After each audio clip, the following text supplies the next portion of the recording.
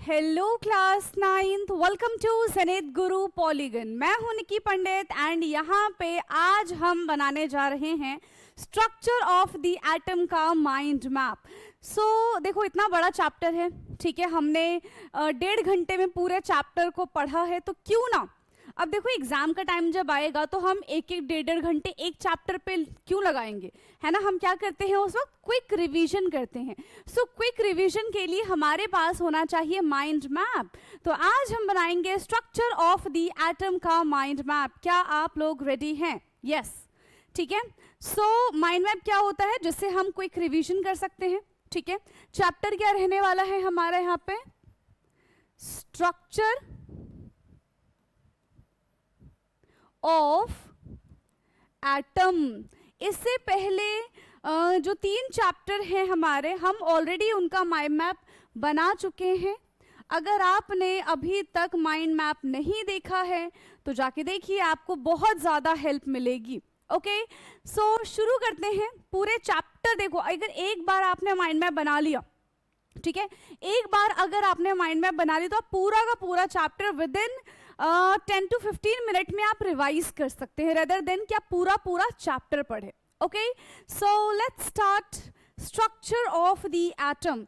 तो सबसे पहले हम क्या करने वाले हैं, पूरे चैप्टर को, ठीक है, कुछ पार्ट में ना हम क्या करेंगे, डिवाइड कर देंगे। समझ में आया? कौन कौन से पार्ट में? Structure of the atom, structure of the atom. कौन कौन से पार्ट में हम इसको डिवाइड करने वाले हैं? सबसे पहला, सब एटॉमिक पार्टिकल्स, सब एटॉमिक पार्टिकल्स, ठीक है। हमें सब एटॉमिक पार्टिकल्स के बारे में हम जानेंगे यहाँ पे, ठीक है। देन एटॉमिक मॉडल, कौन कौन से मॉडल्स यहाँ पे यूज किए गए हैं, कौन कौन से साइंटिस्ट आए थे जिन्होंने मॉडल्स दिए थे, उसके बारे में बात करेंगे, ठीक है। Then atomic structure properties, atomic structure properties, then atomic identification, atomic identification. कितने हो गए? 1 2 3 4। And the last one is isotopes and isobar, isotopes and isobars, ठीक है। Isotopes and isobar. क्या इतनी चीजें क्लियर हैं? हाँ, अब ये आई थिंक ज्यादा बेटर दिख रहा है, ठीक है।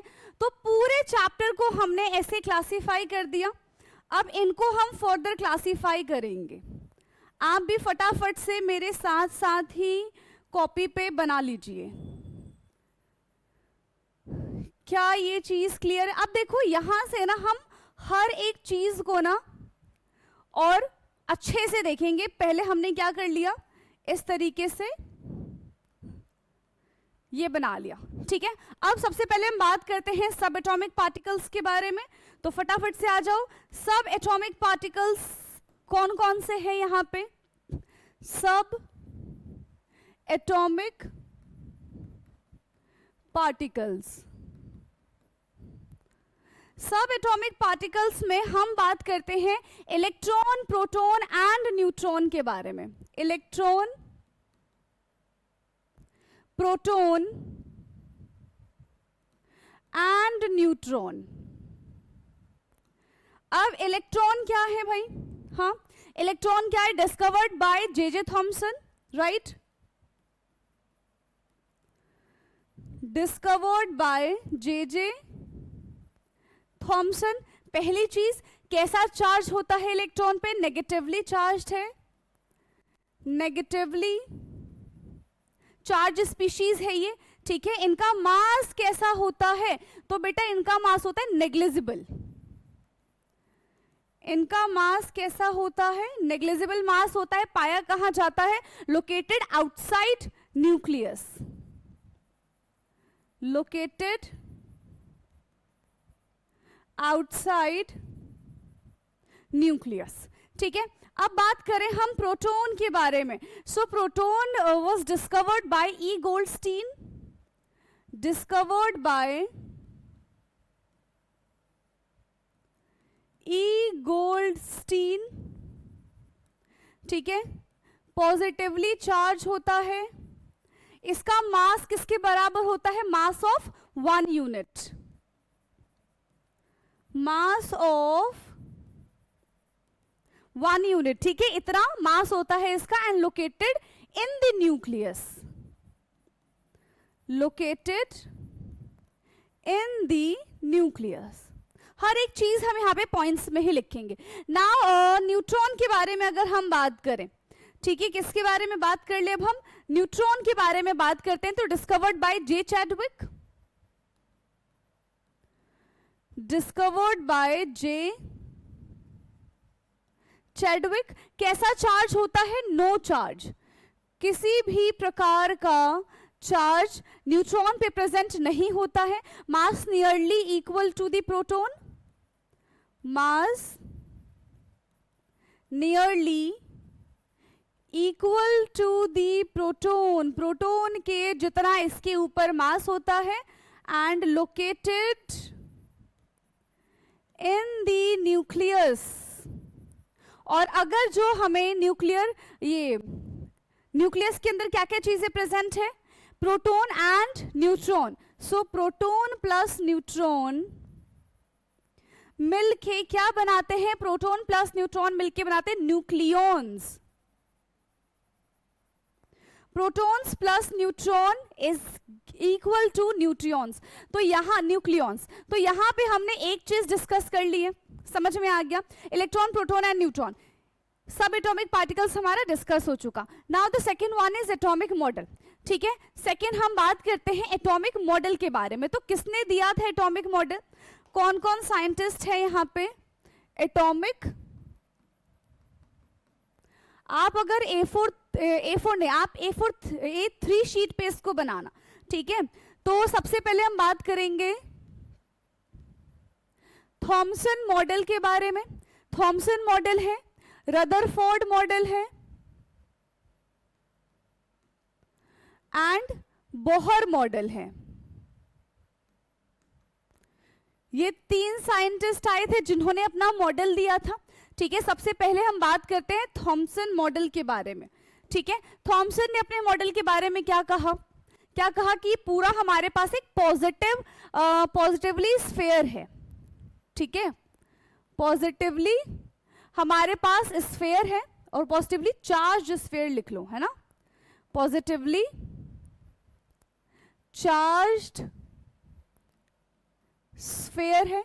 ठीक है, पूरा जो एटम है, and electron are embedded like seeds. Electrons are embedded like seeds, उसके अंदर इलेक्ट्रॉन्स जो है वो धसे हुए हैं, and overall atom is electrically neutral. Overall atom is electrically neutral. पूरा जो हमारा एटम है वो कैसा है? न्यूट्रल है। ठीक है, रदरफोर्ड ने क्या कहा था? रदरफोर्ड ने अल्फा पार्टिकल स्कैटरिंग एक्सपेरिमेंट किया था। ठीक है, इनका एक्सपेरिमेंट क्या था? तो इन्होंने अल्फा पार्टिकल स्कैटरिंग की थी, है ना? अल्फा पार्टिकल स्कैटरिंग, जिसमें इन्होंने क्या क्या चीजें बताई थी? सबसे पहले इन्होंने जो अपना एक्सपेरिमेंट था ये गोल्ड फॉइल से किया था। ठीक है, इन्होंने अपना एक्सपेरिमेंट किससे किया था? गोल्ड फॉइल से किया था। अब हम इनके ऑब्जर्वेशन एंड कंक्लूजन के बारे में बात करते हैं। So observation and conclusion, right? Observations and conclusion. तो इनका ऑब्जर्वेशन क्या रहा है कि most of the alpha particle passes through the straight. Most of the alpha particle passes through straight, बहुत सारे अल्फा पार्टिकल जो हैं वो सीधे सीधे सीधे निकल गए, ये बात इन्होंने बताई थी। Few deflected at small angle, few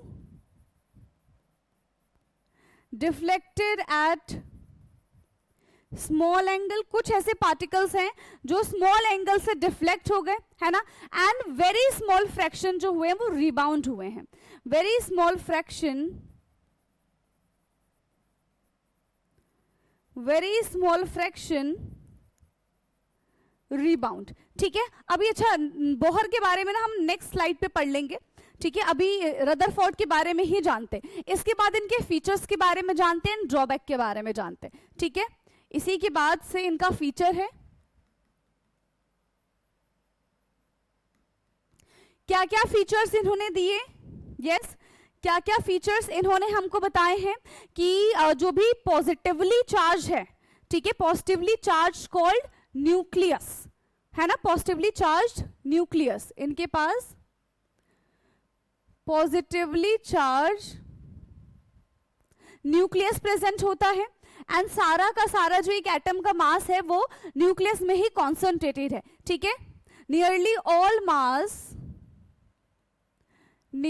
all mass reside in nucleus, सारा का सारा जो मास है वो किसके अंदर रिसाइड हो चुका है, न्यूक्लियस के अंदर है, and electron revolve in a circular path, electron revolve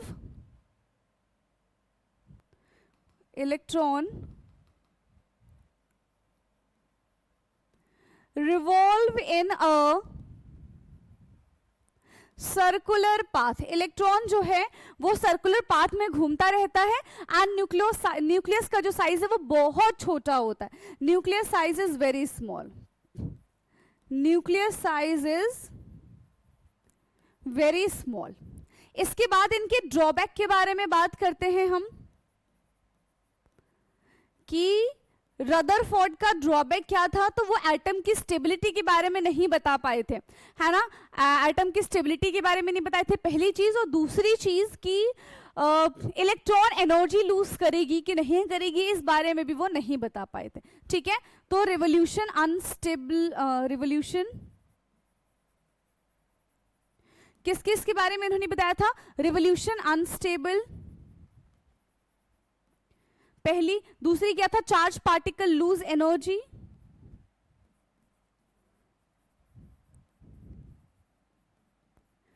charge particle lose energy, and यहां पे हम क्या लिखेंगे, electron would fall into nucleus, electron would fall into nucleus, इनके थियरी के अकॉर्डिंग इलेक्ट्रॉन जो है वो न्यूक्लियस में जाके एक समय के बाद गिर जाएगा, ठीक है। नाउ नेक्स्ट हमारा बोहर मॉडल है, next is Bohr model. Bohr model ने अपने पोस्टुलेट्स के थ्रू हमें कुछ चीजें सिखाई थी, जैसे कि उन्होंने डिस्क्रीट ऑर्बिटल के बारे में बताया था, an electron do not radiate energy while revolving in a discrete orbit, ठीक है। सो इनका जो पोस्टुलेट 1 था वो क्या था, discrete orbits,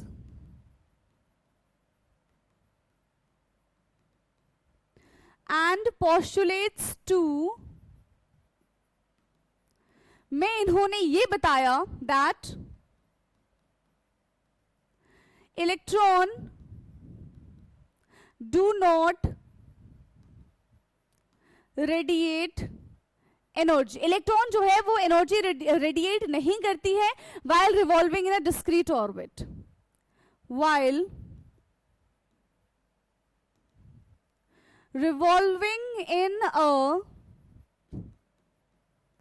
discrete orbit, while revolving in a discrete orbit, and इन्होंने एटम की स्टेबिलिटी के बारे में बताया था जो रदरफोर्ड नहीं बता पाए थे। Explain stability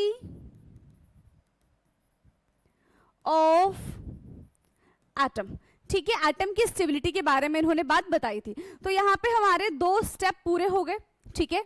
now third one is atomic structure of principle, हमने इसमें क्या लिखा हुआ है, ठीक है, एटॉमिक स्ट्रक्चर प्रॉपर्टी। हाँ चलो एटॉमिक स्ट्रक्चर प्रॉपर्टी के बारे में बात करते हैं अब हम।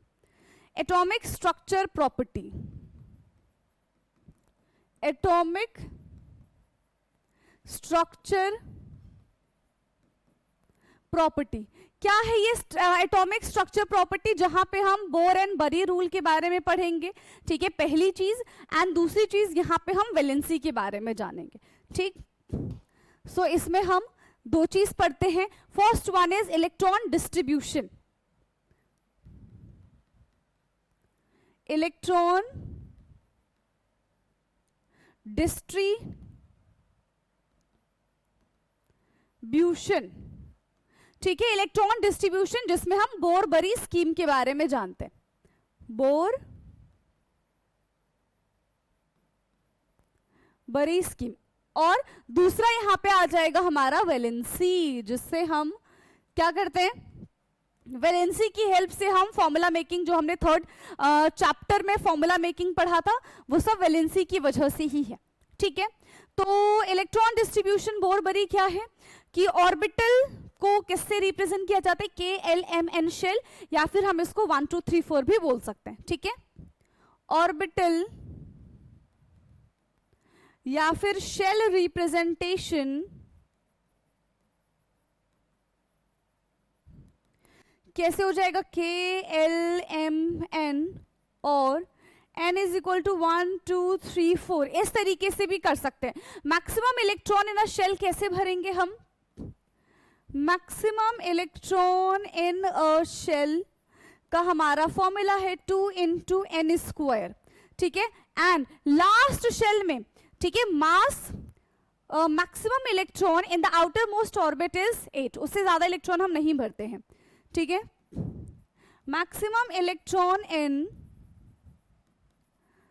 आउटर मोस्ट शेल इज 8, ज्यादा से ज्यादा कितने इलेक्ट्रॉन हम भर देंगे, 8 इलेक्ट्रॉन भर देंगे। एंड इलेक्ट्रॉन भी हमको कैसे भरना है, स्टेप वाइज। सबसे पहले उसमें इलेक्ट्रॉन भरेंगे जिसमें कम एनर्जी होगी, फिर ज्यादा, फिर ज्यादा, फिर उससे ज्यादा, ठीक है। तो shell fill in step wise manner,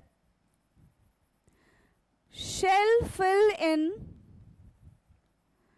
step wise manner, shell को हम स्टेप वाइज मैनर में फिल करेंगे, ठीक है। अब बात करते हैं हम वैलेंसी की। तो बेटा वैलेंसी क्या होता है, वैलेंसी क्या होता है, हाँ, electron in outer most shell, ठीक है। Valence electron, electron in outer most shell, electron in outer most shell, इसको हम कंबाइनिंग, इसको हम क्या बोलेंगे, combining capacity of an atom, combining capacity of an atom, ठीक है। एंड वैलेंसी से ही हम क्या आइडेंटिफाई करते हैं, किसी भी शेल का ऑक्टेट कब कंप्लीट होगा, कितने इलेक्ट्रॉन एक्सेप्ट करेगा या फिर कितने इलेक्ट्रॉन डोनेट करेगा उसके बाद, ठीक है। So determine the tendency to achieve octet, determine the tendency to achieve octet। तो यहां पे हमारा एटॉमिक स्ट्रक्चर प्रॉपर्टी जो है वो होता है complete. Now will do the atom identification, ठीक है। एटम आइडेंटिफिकेशन आप अगर A3 शीट पे बनाएंगे तो सारा ना आपका एक ही पेज पे आ जाएगा, ठीक है। atom identification, it's atom identification में हम atomic number and atomic mass के बारे में बात करेंगे, ठीक है। atomic number and atomic mass, so atomic number का representation क्या होता है, atomic number is represented as Z, और यहां पे आ जाएगा हमारा atomic mass is represented as A, ठीक। atomic number क्या होता है, so the total number of proton in nucleus, है ना, total number of proton in nucleus, उसको हम क्या बोलते हैं, एटॉमिक नंबर बोलते हैं। ये एलिमेंट को डिफाइन करता है, डिफाइन दी एलिमेंट। वहीं अगर हम एटॉमिक मास के बारे में बात करें, so atomic mass is sum of proton and neutron, sum of proton, not proton, it's proton and neutron, sum of proton and neutron. तो ये हो जाएगा हमारा A इज इक्वल टू, ठीक है, proton plus neutron. atomic mass is equal to proton plus neutron. And the last one is isotopes and isobar. So what is isotope and what is isobar? Isotopes and isobars. Isotopes and isobars. तो अगर हम यहाँ पे isotopes के बारे में बात करें, ठीक है, तो आइसोटोप क्या होते हैं? यस, आइसोटोप क्या हो जाएंगे? द स्पीशीज विच हैव, देखो एक तो यहाँ पे एलिमेंट सेम होते हैं, है ना, और क्या कहा, एलिमेंट सेम होंगे तो उनके एटॉमिक नंबर सेम है but atomic mass is different, ठीक है। एटम ऑफ सेम एलिमेंट, ठीक है, with same atomic number but different atomic mass, ठीक है। Same element have same atomic number but different atomic mass। इसके पास सेम एटॉमिक नंबर होगा but different atomic mass हो जाएगा। एग्जाम्पल, हाइड्रोजन,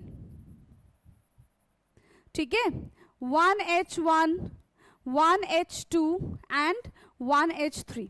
इसके बाद ना हम इसके एप्लीकेशंस के बारे में बात करते हैं, ठीक है। एप्लीकेशन कि इसका यूज कहां कहां पे किया जाता है। सो यूरेनियम न्यूक्लियर सेल में यूज किया जाता है, यूरेनियम न्यूक्लियर सेल में यूज किया जाता है, ठीक है। जो कोबाल्ट है वो कैंसर ट्रीटमेंट में यूज किया जाता है, ठीक है, कोबाल्ट जो है वो कैंसर ट्रीटमेंट में यूज किया जाता है। एंड आयोडीन, यहीं पे लिख देती हूं मैं, आयोडीन यूज किया जाता है गॉइटर में, ठीक है, गॉइटर ट्रीटमेंट, ठीक है, गॉइटर ट्रीटमेंट, E, ठीक। नाउ अब इसके बाद हम बात करते हैं आइसोबार के बारे में, ठीक है। किसके बारे में हम बात करेंगे? आइसोबार क्या होता है? Atom of different element have different atomic number but same atomic mass, ठीक है। Atoms of different element have different atomic number but same atomic mass, example is argon 1840 and calcium 2040। तो ये इसका एग्जाम्पल है, ठीक है, ये इसका एग्जाम्पल है। और इसी के साथ हमने अपना पूरा चैप्टर जो है स्ट्रक्चर ऑफ द एटम वो कर लिया है फिनिश, ठीक है, विद इन 25 मिनट, है ना, क्योंकि हमने इसमें काफी कुछ लिखा है। तो फटाफट से आप इसका स्क्रीनशॉट ले लेंगे, ठीक है, इसका स्क्रीनशॉट लेंगे, देन